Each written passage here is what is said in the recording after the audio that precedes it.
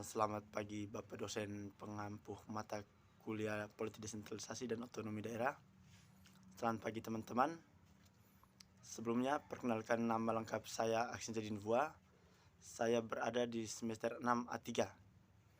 Pada kesempatan ini kami akan mempresentasikan hasil kerja kelompok kami, yaitu politik desentralisasi. Nah, langsung saja, pengertian politik desentralisasi adalah pemberian wewenang dari pemerintah awal kepada pemerintah daerah yang meliputi hak-hak untuk mengatur dan mengurus kepentingan rumah tangganya sendiri bagi badan-badan politik di daerah yang dipilih oleh rakyat dalam daerah-daerah tersebut. Selamat pagi Pak. Nama lengkap saya Maria Oktaviani Asni. Saya dari semester 8 A4 IP. Saya program di semester 6 A3. Di sini saya akan menjelaskan tentang otonomi daerah.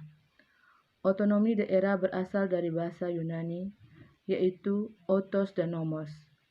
Autos berarti sendiri dan nomos berarti aturan atau undang-undang. Otonomi dapat diartikan sebagai kewenangan untuk membuat aturan guna mengurus rumah tangga sendiri.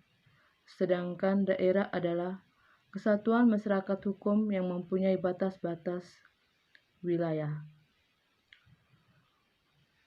Otonomi daerah adalah kewenangan untuk mengatur dan mengurus kepentingan masyarakat atau kepentingan untuk membuat aturan guna mengurus daerahnya. Baik, selamat pagi Pak. Saya atas nama Marianus Alfriano Segaratu.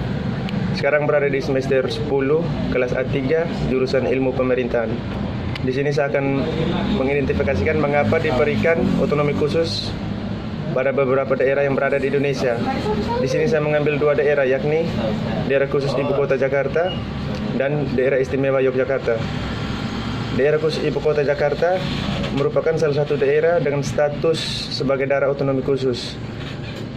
Dasar hukum kekhususannya adalah telah tertera dalam Undang-Undang Nomor 29 Tahun 2007 tentang pemerintahan provinsi daerah khusus Ibu Kota Jakarta sebagai kota negara Republik Kesatuan Indonesia. Provinsi daerah khusus Ibu Kota Jakarta mempunyai 5 kota administratif dan 1 kabupaten administratif, berbeda dengan provinsi lainnya yang berada di Indonesia. Wali kota dan bupati yang ada di Jakarta diangkat oleh Gubernur DKI Jakarta atas rekomendasi dari DPRD DKI Jakarta, bukan hasil dari pemilihan langsung oleh masyarakat. Kekhususan pada Jakarta yakni memiliki kekhususan tugas, hak, kewajiban, dan tanggung jawab tertentu dalam penyelenggaraan pemerintahan sebagai tempat kedudukan perwakilan negara asing serta pusat atau perwakilan lembaga internasional. Terima kasih atas waktu dan kesempatan yang diberikan kepada saya. Langsung saya perkenalkan nama. Nama saya Muhammad Iksan Mis, biasa dipanggil Iksan. Kelas 8A3 semester 8. Langsung saja mempresentasikan daerah istimewa di Yogyakarta. Daerah istimewa Yogyakarta memiliki perbedaan dengan wilayah lain karena kepada daerah ini tingkat provinsi atau gubernur dijabat oleh Sultan ke Yogyakarta. Hardinat sudah pasti menjabat gubernur di Yogyakarta dan Adipati Pakualaman sudah pasti menjabat wakil gubernur. Kesultanan Yogyakarta Hadiningrat sudah diakui oleh Belanda sebagai sebuah negara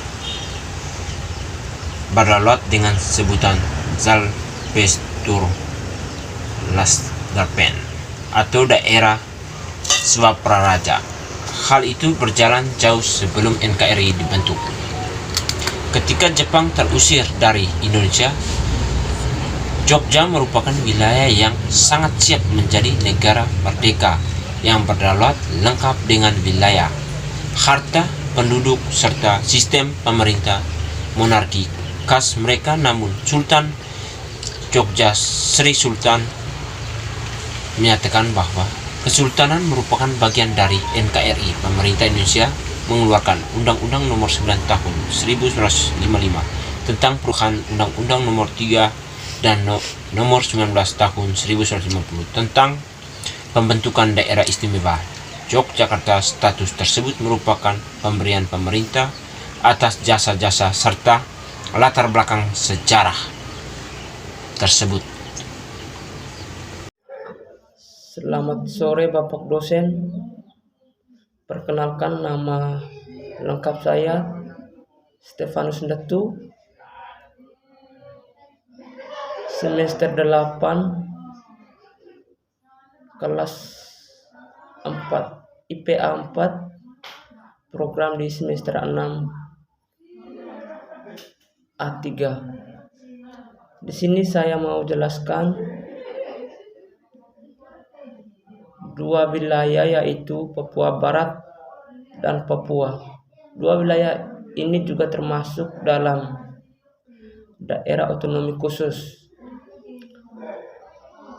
Hal itu tercantum dalam amanat Undang-Undang Nomor 21 Tahun 2001 tentang otonomi khusus bagi Provinsi Papua, pasal 34. Pembahasan rancangan undang-undang atau RUU Otsus ini telah masuk dalam program legislasi nasional atau prolegnas prioritas tahun 2020. Selain mengatur batas waktu alokasi dana otonomi khusus serta besarannya sebesar 2% dari plafon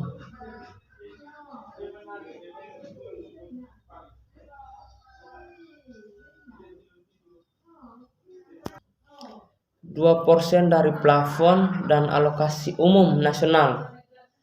Undang-undang ini juga menjadi dasar hukum berlakunya otonomi khusus Provinsi Papua dan daerah-daerah pemekarannya sejak tahun 2001.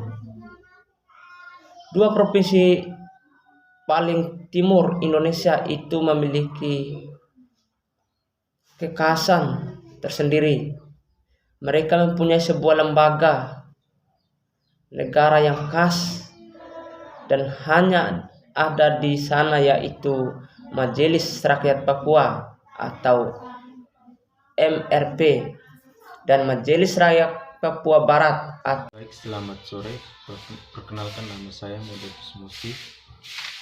Saya berada di semester 8 A3 Ilmu Pemerintahan dan sekarang saya program di semester 6 A3 Ilmu Pemerintahan. Di sini saya akan membahas di bagian D, Daerah Istimewa Negro Aceh Darussalam. Wilayah paling barat di Indonesia juga memiliki status sebagai daerah otonom.